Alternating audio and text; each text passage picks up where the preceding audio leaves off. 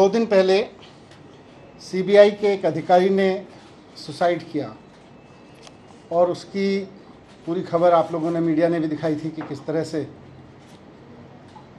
एक सीबीआई के अधिकारी ने सुसाइड किया है। उनके बारे में पता चला है कि जिस सीबीआई अधिकारी ने सुसाइड किया था वो जितेंद्र कुमार जी थे, डेप्यूटी लीगल एडवाइज़र। ये सीबीआई के एंटी करप्शन ब्रांच में लीगल एडवाइज़र थे।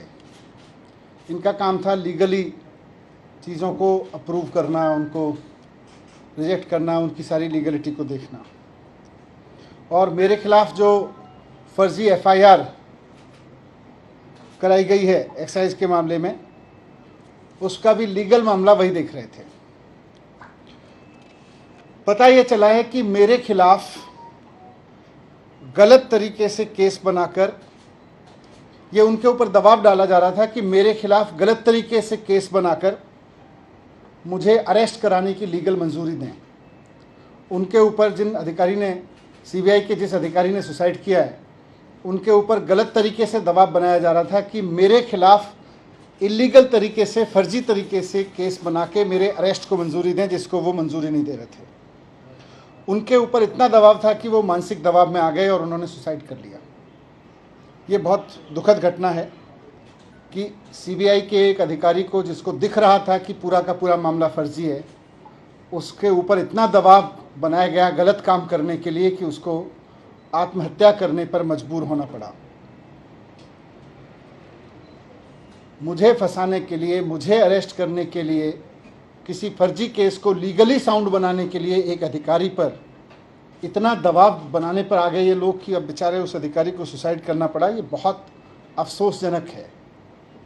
मेरी उनके परिवार के प्रति बहुत संवेदना है उनकी असमय इस घटना से। मैं आज प्रधानमंत्री जी को भी कहना चाहता हूँ कि आप मुझको फंसाना चाहते हैं फर्जी तरीके से, फंसा लीजिए। आप मेरे ऊपर रेड कराना चाहते थे, आपने रेड करा ली।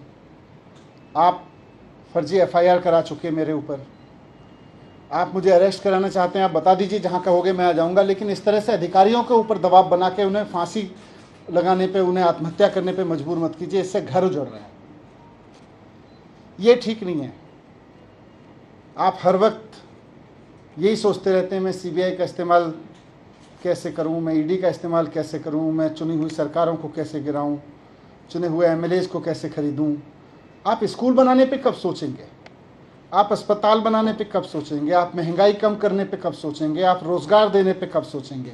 आप केवल यही सोचते रहते हैं कि कैसे सीबीआई पे दबाव बना के चुनी हुई सरकार को गिराऊं विपक्ष की, कैसे चुने हुए एमएलएज को खरीद लूं विपक्ष के।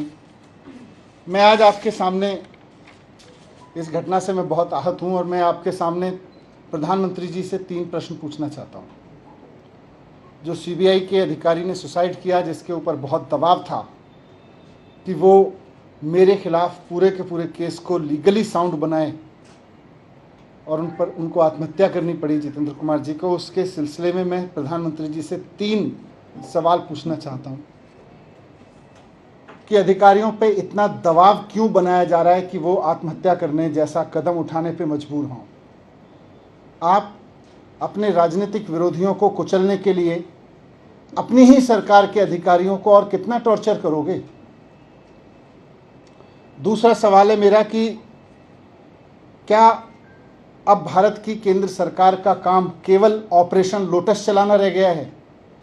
जिस तरह से राज्यपालों से, उपराज्यपालों से दबाव डाल के उनसे उल्टे सीधे काम कराए जा रहे हैं, जिस तरह से सीबीआई पे दबाव डाल के, ईडी पे दबाव डाल के उल्टे सीधे काम कराए जा रहे हैं, तो क्या अब केंद्र सरकार का काम केवल ऑपरेशन लोटस चलाना रह गया है? ये मेरा दूसरा सवाल है प्रधानमंत्री जी से।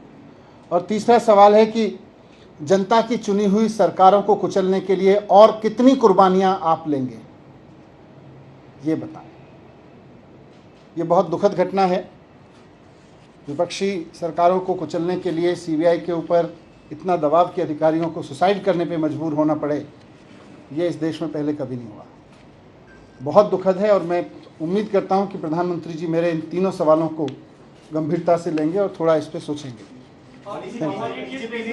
की है और उसमें वो आपके ऊपर आरोप लगा रहे हैं और एक स्टिंग ऑपरेशन किया जिसमें आरोपी नंबर 13 का स्टिंग ऑपरेशन दिखा रही है बीजेपी और आरोप लगा रही है कि 6% कमीशन दिया गया। देखो, इन्होंने भारतीय जनता पार्टी काफ़ी दिन से चिल्ला रही है घपला हो गया, घपला हो गया, कभी 1300 करोड़, कभी 8000 करोड़, कभी 500 करोड़, कभी 144 करोड़, कभी 30 करोड़। फिर सीबीआई से इन्होंने एफआईआर कराई तो सीबीआई ने भी ढूंढ ढांड के दूर से कहीं से स्ट्रेच करके दो कंपनियों के बीच की किसी वाइट डीलिंग को ज़बरदस्ती मेरे ऊपर थोपने की कोशिश की, वो भी सोर्सेज के हवाले से। तो एफआईआर में लिखा, उसके बेस पे मेरे घर पे रेड डलवा दी, घर पे कुछ नहीं मिला। मेरे परिवार का लॉकर तलाश लिया बैंक का, उसमें कुछ नहीं मिला। अब जब सीबीआई से एक तरह से क्लीन चिट मिल गई कि जी इनके पास तो कुछ नहीं मिल रहा, तो अब बीजेपी कह रही है जी देखो सीबीआई नहीं ढूंढ पाई, अब हम स्टिंग करके देंगे। फिर वो कोई सड़क पे चौराहे पे खड़े होकर किसी को गाड़ी पे बिठा के कुछ कहते हैं, उसके कोई सवाल जवाब करते हैं, वो स्टिंग है? मजाक है। तो ऐसे स्टिंग मेरे पास भी है, मैं भी दे दूंगा कल बहुत सारे, फिर आप उसको भी चलाना।